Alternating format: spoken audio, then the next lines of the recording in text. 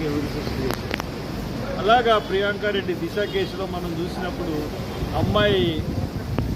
అమ్మాయినికి దుండగులు కిడ్నాప్ చేసి తీసుకెళ్ళి అమ్మాయిని చంపేశారు. ఆ నిందితులను వెంటనే ఎన్కౌంటర్ చేసి చంపేశారు. ఈ కేసు కల్కటా కేసు ఎక్కడైతే తను డ్యూటీ చేస్తుందో అక్కడ చంపబడింది, అత్యాచారం జరిగింది. It's a very particular case.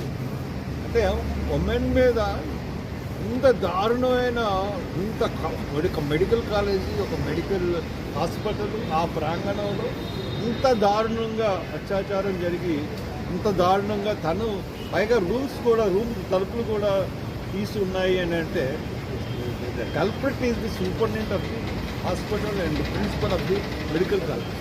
So that definitely వాళ్ళని ఈ కేసులోంచి వాళ్ళకి పాలిగ్రాఫ్ అండ్ లై డిటెక్టర్ కాదు,